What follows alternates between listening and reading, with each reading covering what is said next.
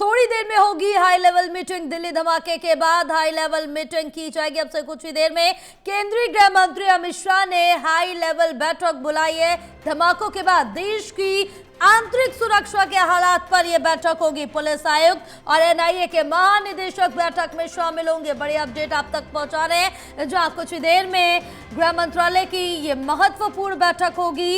इसके साथ ही केंद्रीय गृह मंत्री अमित शाह की अध्यक्षता में यह बैठक होगी। थोड़ी देर में हाई लेवल मीटिंग होगी। दिल्ली धमाके के बाद हाई लेवल मीटिंग होगी। गृह मंत्री अमित शाह ने यह बैठक बुलाई है। धमाकों के बाद देश की आंतरिक सुरक्षा के हालात पर बैठक होगी।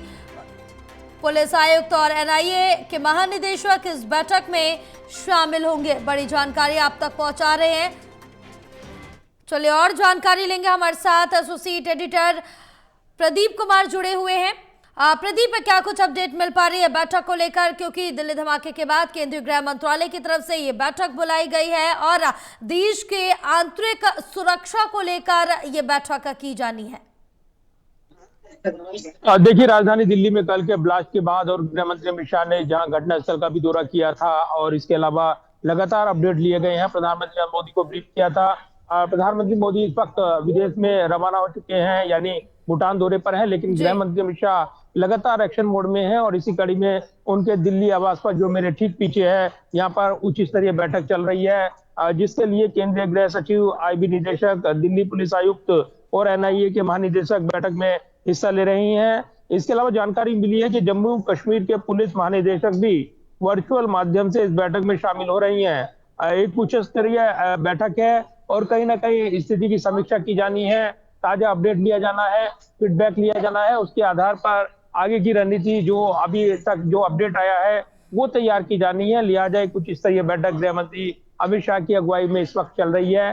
तो काफी महत्वपूर्ण अपडेट जो मिले हैं अब तक, और जो जैशे मोहम्मद का मॉड्यूल इसमें काम करता नजर आया है, ये जानकारी मिली है और इसके लिए यहाँ पर उसी आधार पर अब जो है, जो लिंक है, वो जोड़े जा रहे हैं, क्योंकि जो आतंकी मॉड्यूल और जो जिस तरीके से कार का जो मैपिंग की गई है, रूट की मैपिंग की गई है, वो नए नए खुलासे यहाँ पर होते हुए नजर आ रही हैं और इसका जम्मू कश्मीर लिंक भी जुड़ा है। और इसीलिए फरीदाबाद में जो एक विस्फोटकों का जखीरा बरामद हुआ और जो डॉक्टर आदिल और ये जो उमर, जो संदिग्ध, उसका सीसीटीवी सामने आया कार में मौजूद, उसने ये साफ कर दिया है कि ये जो आतंकी मॉड्यूल है और इसलिए जो एक्ट में यहाँ पर कार्रवाई शुरू की गई है, वो भी साफ दिखाती है कि आतंकी मॉड्यूल तक पहुंचने की अब पूरी तैयारी चल रही है। और इसलिए गृह मंत्री अमित शाह की अध्यक्षता में कुछ स्तरीय बैठक उनके आवास पर चल रही है, जिसमें आला अधिकारी मौजूद हैं। इसके अलावा जो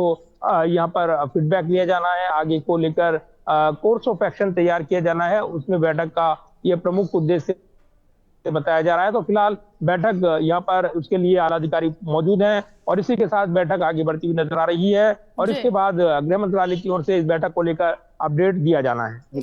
बिल्कुल, क्योंकि जिस तरह से देखें कि कल केंद्रीय गृह मंत्री अमित शाह भी घटनास्थल पर देर शाम पहुंचे थे, वहां पर जानकारी भी ली और इसके साथ ही आज ये कहा जा रहा है कि अब बैठक के बाद जिस तरह से देखें कि जो कार्रवाई है वो और ज्यादा तेज कर दी जाएगी, क्योंकि इसमें कई टीमें एक साथ मिलकर इस पूरे मामले की जांच करेंगी, चाहे वो यूपी एटीएस हो, एनएसजी हो, तमाम टीमें एक साथ काम करेंगी और इस पर कार्रवाई की जाएगी। देखिए, बिल्कुल एक कोऑर्डिनेशन के तहत यहाँ पर जांच पड़ताल आगे बढ़े और उसकी कड़ियां जोड़ी जाए। फोरेंसिक जो टीम थी और इसके अलावा एनआईए की टीम थी, एनएसजी की टीम और इसके अलावा जो खुफिया एजेंसी आईबी की टीम, वो लगातार काम कर रही हैं और जो केंद्रीय एजेंसियां इसमें इन्वॉल्व हैं, वो सीधे तौर पर इसमें कड़ियां जो खंगाली गई हैं और जिस तरीके से इसमें अहम गिरफ्तारियां भी अब तक हुई हैं, जम्मू कश्मीर पुलवामा टेरर लिंक, और जिस तरीके से उसी तर्ज पर जो कार ब्लास्ट की योजना थी, ये चौंकाने वाली जानकारी भी मिली है कि इस कार को मूविंग किया जा रहा था, यानी मूव किया जा रहा था दूसरी जगह, जिस दौरान ये ब्लास्ट हुआ है। अब ये ब्लास्ट की प्रवृत्ति जितनी तीव्र रही है, उसके चलते काफी लोगों की अचानक दुखद मौत हो गई और इसके अलावा घायल हुए हैं, उनका इलाज चल रहा है। लेकिन गृह मंत्री अमित शाह ने जब बीते कल ही घटनास्थल का दौरा किया था, तब उससे पहले उन्होंने एलएनजेपी हॉस्पिटल जाकर पीड़ितों से मुलाकात भी की थी और कहीं ना कहीं एक बड़ा मैसेज भी दिया था। तो ये जरूर है कि लगातार इसकी कड़ियां जोड़ी जा रही हैं और इनपुट मिल रही हैं जैसे मोहम्मद का मॉड्यूल जो है वो इसके पीछे अब तक नजर आया है। तो आतंकी कार्रवाई, आतंकी घटना है ये सीधे तौर पर अब यहाँ पर देखने को मिल रही है। इसका औपचारिक ऐलान भी किया जाएगा, लेकिन जिस तरीके से ब्लास्ट हुआ और उसके बाद वीडियो तस्वीरें सामने आई वो साफ गवाही देती नजर आई कि एक बड़ा ये धमाका था और इसकी तीव्रता काफी ज्यादा थी और इसके चलते काफी नुकसान हुआ है यहाँ पर। अब इसको लेकर यहाँ उच्च स्तरीय बैठक चल रही है गृह मंत्री अमित शाह की अध्यक्षता में, जिसमें एनआईए के डीजी, इसके अलावा आईबी चीफ और जो आला अधिकारी हैं, दिल्ली पुलिस आयुक्त वो भी मौजूद हैं, जिन्होंने कल एक महत्वपूर्ण बयान भी दिया था कि गाड़ी उस दौरान रेड लाइट पर थी और मूविंग थी, यानी चल रही थी। तो ये जो आतंकी की संदिग्ध आतंकी उम्र की जो सीसीटीवी फुटेज रिलीज की गई है, ये सीधे तौर पर दिखाता है कि इसके लिंक जुड़े हुए हैं और कहीं ना कहीं सीमा पार आतंकवाद की ओर इशारा कर रही है। जी बिल्कुल। लेकिन प्रदीप, अभी तक इस पूरे घटना की प्रकृति क्या रही है ये पूरी तरह से आधिकारिक तौर पर स्पष्ट नहीं किया गया, क्योंकि इसको दो एंगल से ये जांचा जा रहा है कि ये आत्मघाती भी हो सकता है या फिर आतंकी हमला भी हो सकता है। दो एंगल से मुख्य रूप से जांच की जा रही है। देखिए, जिस तरीके से जानकारी मिल रही है कि इसमें जो संदिग्ध आतंकवादी उमर और जो फुटेज जारी हुआ है उसमें सीधे तौर पर वो ड्राइविंग सीट पर मौजूद है और जिस तरीके से विस्फोट के बाद जो संदिग्ध बॉडी बरामद हुई है वो भी इशारा कर रही है कि या क्या ये फिदाइन हमला था या फिर जो ये घटना हुई है ये कहीं मूव की जा रही थी गाड़ी, इस दौरान ये ब्लास्ट हो गया गलती से। तो इसको लेकर अभी तक कोई पुष्टि नहीं हुई है। तो फिलहाल चूंकि जांच एजेंसियां अपना काम कर रही हैं और किसी मुकाम तक पहुंचने के लिए अभी बहुत जांच पड़ताल की जरूरत है और इसीलिए पुख्ता सबूत जुटाने के बाद ही ये जो जरूरी लगेंगे वो खुलासे किए जाएंगे, क्योंकि जांच के क्रम में कुछ गोपनीयता बेहद जरूरी होगी और इसीलिए उतनी जानकारी साझा की जाएगी जो जांच को प्रभावित ना करे। और इसीलिए ये जांच जो चल रही है वो हाई लेवल पर चल रही है। गृह मंत्री अमित शाह खुद मॉनिटर कर रहे हैं पूरी स्थिति को और वो बैठक कर रही हैं। तो कहीं ना कहीं इसके इनपुट खंगाले जा रही हैं।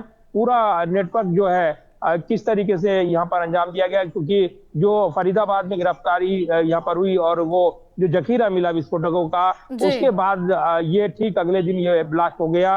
तो कहीं ना कहीं पैनिक में चलते ये किया गया है, ये भी सूत्र दावा कर रहे हैं। लक्ष्य कुछ और था और उसके बीच ये धमाका हुआ है, क्योंकि ये जो विस्फोटक था भरी हुई गाड़ी थी वो पार्किंग में खड़ी थी पहले और उसके बाद उसको मूव किया गया, निकाला गया तो कहीं दूसरी जगह लेकर जाया जा रहा था, ये सूत्र दावा कर रहे हैं। और अभी तक इसकी पुष्टि नहीं हो पाई है कि आखिर टारगेट क्या था और इसीलिए जब तक ये पूरी तरीके से साफ नहीं हो जाता तब तक कुछ भी कह पाना संभव नहीं होगा। फिलहाल जांच चल रही है और जांच के बाद ही जितना इनपुट साझा किया जाएगा सुरक्षा कारणों से उतना इनपुट यहाँ तक पहुंचेगा। लेकिन एक बड़ा आतंकी हमला ये माना जा रहा है और उसी दिशा में अब जांच आगे बढ़ रही है। बिल्कुल प्रदीप, बहरहाल बैठक के बाद क्या कुछ निकल के सामने आता, क्या फैसले लिए जाते हैं, इस पर नजर बना के रखिएगा। तमाम जानकारी साझा करने के लिए बहुत शुक्रिया आपका।